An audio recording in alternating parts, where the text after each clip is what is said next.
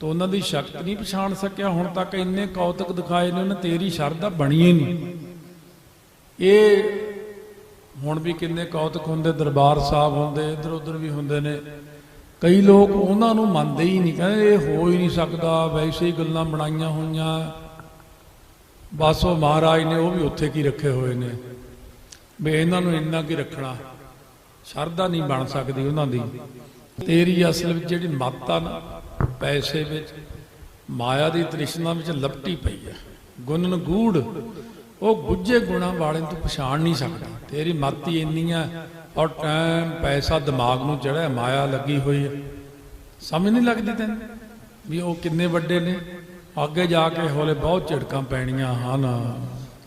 लोक मन्नी जाण भी वो देवी आ, वो सरस्वती देवी, ये अकाल शक्ति विच एक ताकत, जिवें उन्होंने अपने शरीर विच रखी हुई है जोत, जिहदे आसरे अखां अपना काम कर। देखो जोत एक है, अखां देखदियां, ਕੰਨ ਸੁਣਦੇ ਨੇ, ਉਸੇ ਜੋਤ ਕਰਕੇ ਹੀ ਨੱਕ ਸੁੰਘਦਾ ਹੈ, ਜੀਭ ਰਸ ਦੱਸਦੀ ਹੈ, ਚਮੜੀ ਆਪਣਾ ਸਪਰਸ਼ ਦੱਸਦੀ ਹੈ।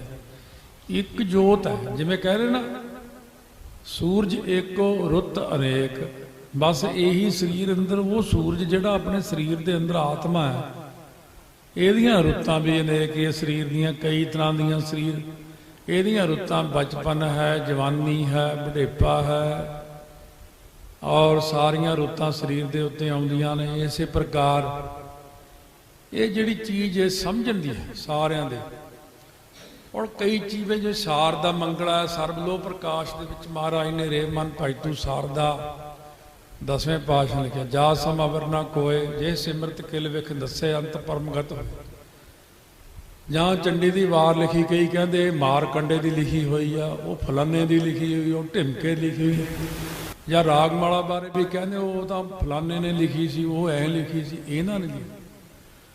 हुण ये जिहड़ी है कोई साडे नाल कोई विद्वान होवे ना तकड़ा, जां कोई महापुरुष होवे तकड़ा, जिवें हरिद्वार दे विच चंगे चंगे संत महात्मा बैठे ने, उत्थे बड़े पहुंचे हुए वेदांती भी बैठे ने, सारे तरह के महात्मा बैठे। फिर उन्हां नाल मैं बह के तां गल कर सकां। मैं थोड़े नाल की गल तुहानूं की पता भी कीलक कौन हुंदा है, कीलक किहनूं कहंदे, किसी नूं पता संगत च कीलक की हुंदा? ये जिहड़ियां शक्तियां सी, जिवें शिव जी ने कई शक्तियां जिहड़ियां सी उन्हां नूं करके कीलक बन के कील के रख लिया आपदे कोले, भी सिर्फ उत्थे तक ही सीमित ने। हुण जिहड़ा इन्हां दियां शक्तियां जिहड़ियां चंडी आ जां शारदा आ जां होर शक्तियां ने, इन्हां दे कीलक नूं कोई तोड़ नहीं सकदा। शिव जी दा तां तोड़ ही नहीं सकदा कोई, ब्रह्मा का नहीं तोड़ सकता कोई कीलक, ना विष्णु का, ना चंडी का कीलक कोई तोड़ सकता। ज़्यादा ये 10वें पातशाह उन्होंने तोड़ता आके सारा ही वो आप ब्रह्म से।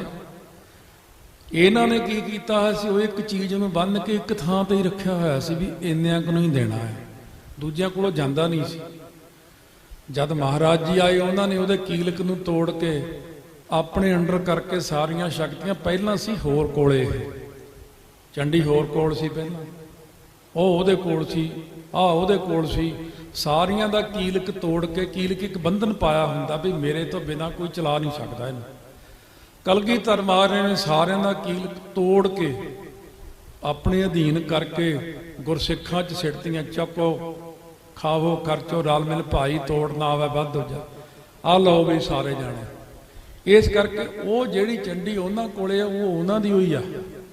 जदों यह महाराज दे रस्ते तो होके सतगुरां दे मुख चों निकली तां इहदी कीलक टुट के साडे गुरसिखां नूं इह चीज़ देती महाराज जी ने। मान लो इउं कह लो भी किसी दी जमीन सी 50 किले, बंदा विदेश विच रहिंदा सी, मगरों कोई बाही जावे कोई रखी जावे, वो करी गए वो बंदा अमरीका तो पक्के तौर पर भी आ गया वापस, आ भी लियाओ मेरी जमीन।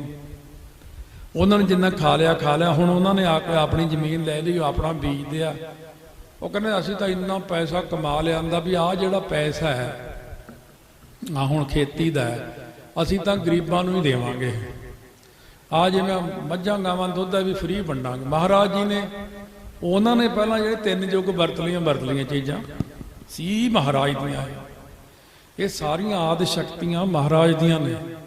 ਮਹਾਰਾਜ ਨੇ ਵਰਤ ਲਈ, ਉਹ ਇਹਨਾਂ ਨੇ ਪਹਿਲਾਂ ਵਰਤੀ ਗਏ, ਆਪਣੇ ਕਬਜ਼ੇ ਕਰ ਲਿਓ। ਕਬਜ਼ੇ ਕਰਨੇ ਤਾਂ ਮਾੜੇ ਹੋ, ਕਬਜ਼ਾ ਨਹੀਂ ਕਰ ਸਕਦੇ ਕਿਤੇ ਆਪਾਂ। ਇਹ ਕੀਲਕ ਬਣ, ਕੀਲਕ ਦਾ ਮਤਲਬ ਕਬਜ਼ਾ ਕਰਕੇ ਬਹਿ ਗਏ ਵੀ ਜਦ ਅਗਲਾ ਪੜੂਗਾ ਤਾਂ ਬਸ ਉਹ ਉੱਥੇ ਦਾਇਰੇ 'ਚ ਹੀ ਰਹੂ ਚੀਜ਼। ਜਦ ਸਤਿਗੁਰੂ ਜੀ ਆਏ, ਉਹ ਹੁਣ ਬਹੁਤ ਵੱਡੇ ਨੇ, ਉਹ ਇਹਨਾਂ ਨੂੰ ਕੀ ਸਮਝਦੇ ਕਿਸੇ ਨੂੰ। ਮਹਾਰਾਜ ਨੇ ਸਾਰਿਆਂ ਦੇ ਕਬਜ਼ੇ ਤੋੜ ਕੇ ਪਰੇ ਕੀਤੇ।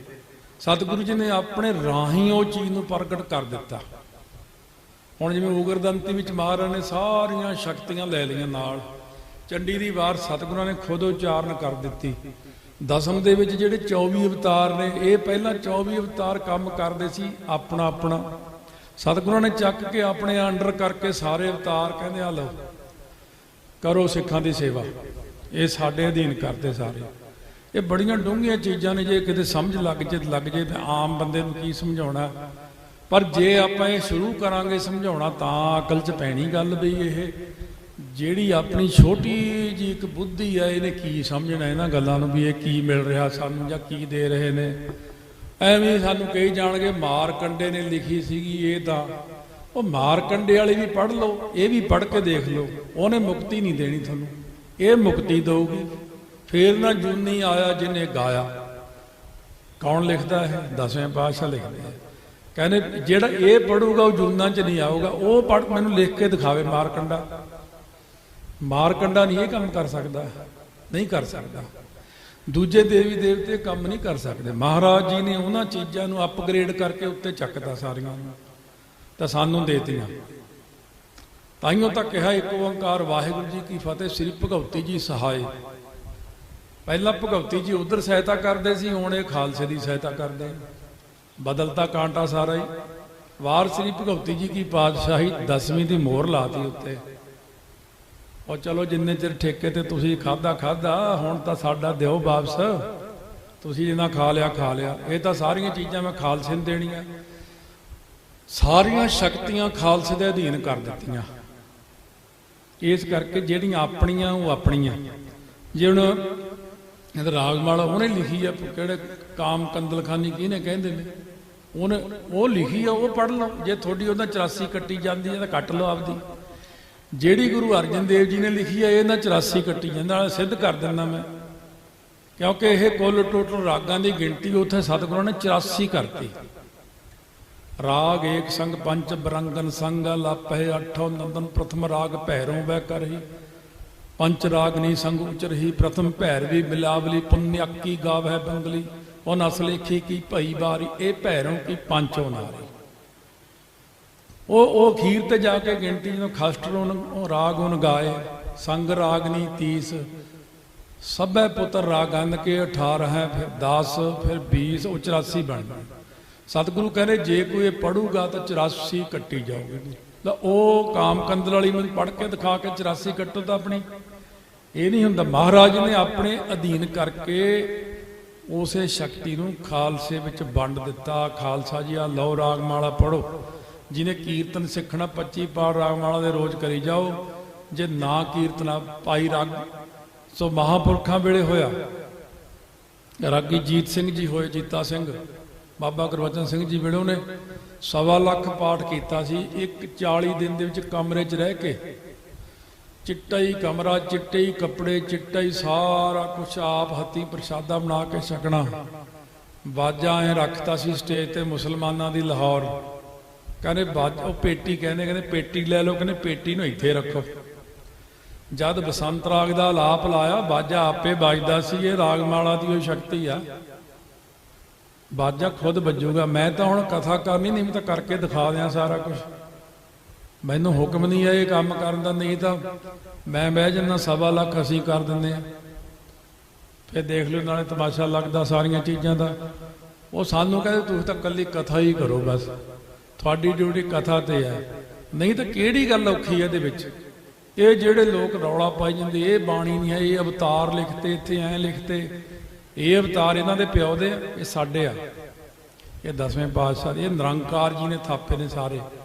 ਨਿਰੰਕਾਰ ਦੀਆਂ ਸ਼ਕਤੀਆਂ ਸਾਰੀਆਂ ਪਹਿਲਾਂ ਕਿਸੇ ਨੇ ਹੋਰ ਵਰਤ ਲਈਆਂ, ਇਹਦਾ ਮਤਲਬ ਉਹਨਾਂ ਦੀਆਂ ਨਹੀਂ ਹੋ ਗਈਆਂ ਇਹ ਸਾਡੀਆਂ। ਸਾਨੂੰ ਸਤਿਗੁਰੂ ਜੀ ਲੈ ਕੇ ਦੇ ਗਏ ਵੀ ਤੂੰ ਭਾਈ ਹੁਣ ਖਾਲਸੇ ਦੇ ਅਧੀਨ ਹੋ ਕੇ ਚੱਲਣਾ। 24 ਅਵਤਾਰਾਂ ਨੇ ਇਹ 24 ਦੇ 24 ਅਵਤਾਰ, ਸਾਰੀਆਂ 9 ਕਰੋੜ ਦੁਰਗਾ, ਸਾਰਾ 33 ਕਰੋੜ ਦੇਵਤਾ ਇਹ ਖਾਲਸੇ ਦੀ ਸੇਵਾ 'ਚ ਹਾਜ਼ਰ ਕਰਤੀਆਂ ਸਾਰੀਆਂ ਸ਼ਕਤੀਆਂ। ਇਉਂ ਇੱਥੇ ਜਿਹੜੀ ਹੈ ਹੁਣ ਜਿਹੜੀ ਸ਼ਾਰਦਾ ਹੈ ਇਹ ਆਪਣੀ ਆ, ਉਹ ਸ਼ਾਰਦਾ ਉਹਨਾਂ ਦੀ ਉਹਨਾਂ ਕੋਲ ਰਹਿਣ ਦਿਓ। ਕਹਿੰਦੇ ਦੋਹਰਾ ਬੰਦੋਂ ਪਦ ਸ੍ਰੀ ਸ਼ਾਰਦਾ, ਉਤਪਲ ਦਲ ਦੁੱਤ ਨੈਣ, ਮੱਥਾ ਟੇਕਦਾ ਹਾਂ ਚਰਨਾਂ ਤੇ ਮੈਂ ਸਰਸਵਤੀ ਦੇ, ਜਿਸ ਦੇ ਨੈਣਾਂ ਦੀ ਸੁੰਦਰਤਾ ਕਮਲਾਂ ਦੀਆਂ ਪੰਖੜੀਆਂ ਵਰਗੀ ਹੈ। ਇਹ ਉਰ ਦਾ ਸਰਤਾ ਸਮੱਤ ਕੀ ਬੀਚੀ ਜੇ ਬਰ ਬੈਨ, ਅਤੇ ਜੋ ਹਿਰਦੇ ਰੂਪ ਸੋ ਥਲ ਵਿੱਚ ਸ੍ਰੇਸ਼ਟ ਬੁੱਧੀ ਦੀ ਨਦੀ ਦਾ ਪ੍ਰਵਾਹ ਜਾਰੀ ਕਰ ਦੇਣ ਵਾਲੀ ਹੈ, ਜਿਸ ਨਦੀ ਵਿੱਚ ਕਿ ਫਿਰ ਉੱਤਮ ਵਾਕਾਂ ਦੀਆਂ ਲਹਿਰਾਂ ਲਹਿਰਾਉਂਦੀਆਂ ਨੇ। ਸ਼ਕਤੀ ਇੱਕ ਅਕਾਲ ਦੀ, ਮੰਨ ਲਓ ਇੱਕ ਪ੍ਰਕਾਸ਼ ਹੀ ਹੈ ਬਸ। ਅੱਜ ਆ ਦਰਸ਼ਨ ਹੁੰਦੇ ਨੇ 10 ਸਰੂਪਾਂ ਦੇ, ਜਿਹਦੀ ਜਿਵੇਂ ਸ਼ਰਧਾ ਹੁੰਦੀ ਹੈ। ਪਹਿਲਾਂ ਇਹ ਪ੍ਰਕਾਸ਼ ਹੋਊਗਾ ਕਮਰੇ 'ਚ, ਫਿਰ ਮੇਰੀ ਸ਼ਰਧਾ ਵੀ ਮੈਨੂੰ 9ਵੇਂ ਪਾਤਸ਼ਾਹ ਦਰਸ਼ਨ ਹੋ, ਉਹ ਪ੍ਰਕਾਸ਼ ਹੀ 9ਵੇਂ ਪਾਤਸ਼ਾਹ ਬਣ ਜਾਂਦਾ। ਕਿਸੇ ਦੀ ਸ਼ਰਧਾ ਮੈਨੂੰ ਗੁਰੂ ਨਾਨਕ ਸਾਹਿਬ ਮਿਲ, ਉਹ ਪ੍ਰਕਾਸ਼ ਗੁਰੂ ਨਾਨਕ ਰੂਪ ਹੋ ਕੇ ਦਿਖ ਜਾਂਦਾ। ਕੋਈ 6ਵੇਂ ਪਾਤਸ਼ਾਹ ਦੀ ਮੰਗ ਕਰਦਾ, ਕੋਈ ਮੰਗ ਕਰਦਾ, ਕੋਈ ਮੰਗ ਕਰਦਾ। ਇਸੇ ਤਰ੍ਹਾਂ ਇਹ ਜਿਹੜੀ ਉਮਾ ਰਮਾ ਸਰਸਵਤੀ ਇੱਕ ਪ੍ਰਕਾਸ਼ ਅਕਾਲ ਦੀ ਸ਼ਕਤੀ ਹੈ, ਉਸ ਤੋਂ ਅਸੀਂ ਜਿਹੜੀ ਚੀਜ਼ ਮੰਗਦੇ ਹਾਂ ਉਹੀ ਪ੍ਰਗਟ ਕਰ ਦਿੰਦਾ ਉਹ ਪ੍ਰਕਾਸ਼, ਵੀ ਤੈਨੂੰ ਆਹ ਚਾਹੀਦਾ ਤੇ ਤੂੰ ਆਹ ਲੈ ਲੈ।